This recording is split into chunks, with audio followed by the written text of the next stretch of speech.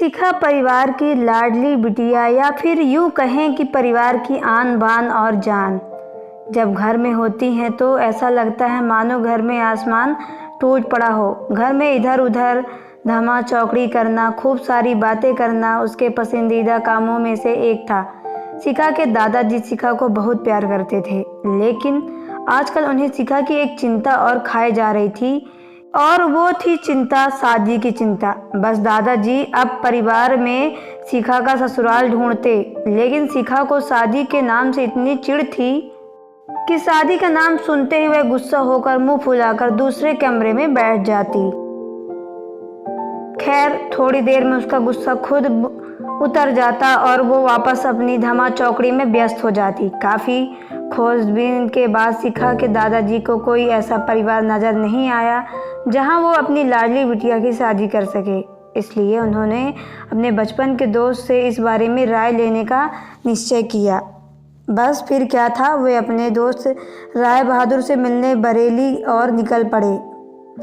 अगले ही दिन जब बरेली पहुंचे तो राय बहादुर ने स्टेशन पर ही उनके लिए गाड़ी भेज दी।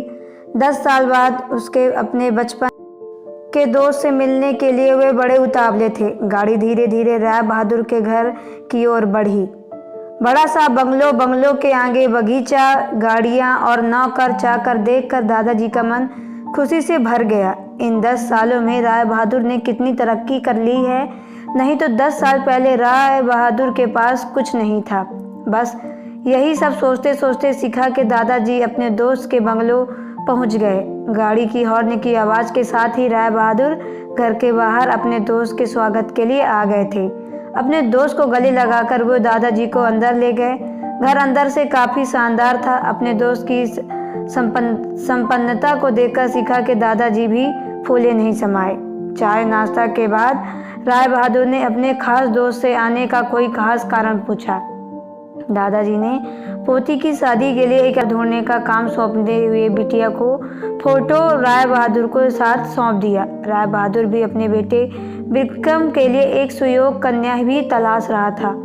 तीखे नैन नक्श चेहरे पर तेज और एक बार में ही किसी को पसंद आने वाली शिखा बिटिया को फोटो में देखकर ही उन्होंने शिखा को अपने घर की बहू बनाने का फैसला किया। राय बहादुर इतना सोच ही रहा था कि इतने में उनका बेटा विक्रम आ गया। विक्रम ने दादाजी के पैर छुए और हाल चाल पूछने के बाद ऑफिस की ओर निकल गया। विक्रम के जाने के बाद राय बहादुर ने अपने दोस्त से विक्रम और शिखा के संबंध के लिए पेशकश की। शिखा के दादाजी को लगा जैसे राय बहादुर ने उनके मुंह की बात छीन ली। खैर, प्रसन्नता से विदा करके घर लाने की बात कहकर दादाजी अपने घर की ओर निकल गए। विक्रम को शिखा बहुत पसंद थी, लेकिन विक्रम की माँ विक्रम की शादी अपने से भी बड़े घर में करना चाहती थी। लेकिन विक्रम के मानने पर वह मान गई और तय समय पर विक्रम और शिखा की शादी हो गई। ससुराल में शिखा के सास ससुर, विक्रम के बड़े भैया भाभी और शिखा की ही उम्र के एक ननद थी। रागनी अपनी सादगी और सबका अच्छे से ख्याल रखने के कारण शिखा ने घर में सबके दिलों में जगह बना ली। लेकिन अपनी तमन कोशिकाओं के बावजूद अपनी सासू माँ का प्यार पाने में असफल रही। वह शिखा के हर काम में कुछ न कुछ गलती निकाल ही देती थी। अपनी शादी की रात को ही विक्रम ने शिखा को साफ साफ कह दिया था कि घर के किसी भी मामले में मैं बिल्कुल नहीं बोलूँगा। ना तो मैं किसी से बात पर माँ से बहस करूँगा और ना ही तुम्हारा साथ दूंगा।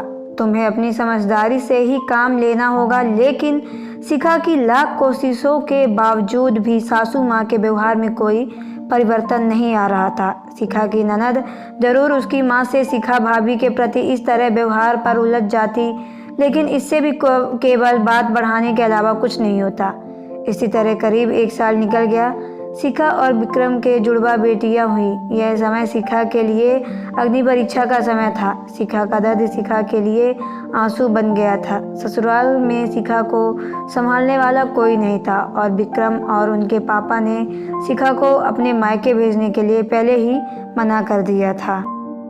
एक दिन रागनी कॉलेज में आई तो उसने सभी को कॉलेज के सालाना कार्यक्रम में आने के लिए कहा और ये भी कहा कि कॉलेज में उसकी भी 2 ही स्तुतियाँ हैं, इसलिए अभी सभी साल चलना बहुत ज़रूरी है।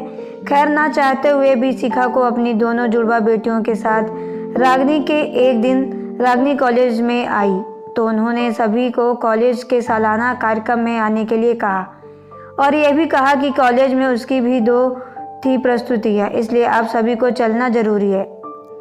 दोनों जुड़वा बेटी के साथ रागिनी को कॉलेज जाना पड़ा। कार्यक्रम की शुरुआत में गीत संगीत की कई प्रस्तुतियाँ हुई। उसके बाद मॉडलिंग राउंड शुरू हुआ। दर्शकों ने तालियों के साथ सभी का उत्साहवर्धन किया। मॉडलिंग में रागिनी ने भी हिस्सा लिया था।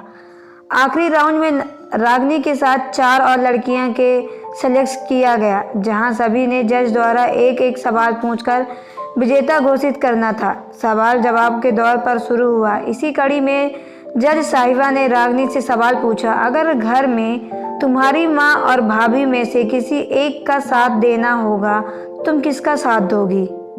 पूरे सदन में खामोशी छाई हुई थी। सभी रागिनी के जवाब की प्रतीक्षा कर रहे थे। तभी रागिनी ने थोड़ा आगे बढ़कर कहा, अगर भाभी सही है तो अपनी भाभी का।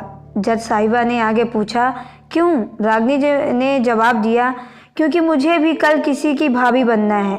जवाब सुनते ही पूरे सदन में तालियां गूंज उठी। सभी रागिनी की सोच और उसके सटीक जवाब की प्रशंसा कर रहे थे। रागिनी को विजेता घोषित किया गया।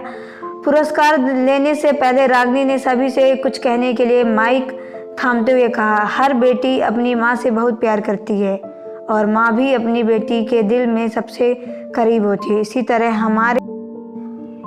हमारे घर में बहुएं भी होती हैं। किसी की बेटियां हैं, आज हम किसी की बेटियां हैं, कल से किसी की भाभियां और बहुएं हुआ तो हमारी माँ को भी दुख होगा और इसी तरह हमारे घर की बहू को दुख हुआ तो उनकी माँ को भी दुख पहुँचेगा। और इस दुनिया में किसी भी इंसान को किसी भी भाभी माँ को दुख पहुँचाने का कोई हक नहीं। इसीलिए हर सास अपनी बहू को अपनी बेटी समझे तो आगे चलकर उनकी बेटी भी खुश रहेगी।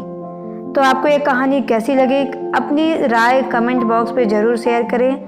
अगर आप मेरे चैनल पर ना तो चैनल को सब्सक्राइब करके बेल आइकन को प्रेस कर लें ताकि आने वाली वीडियो का नोटिफिकेशन आपके मोबाइल पे सबसे पहले पहुंचे। चलिए मिलते हैं नेक्स्ट वीडियो पे।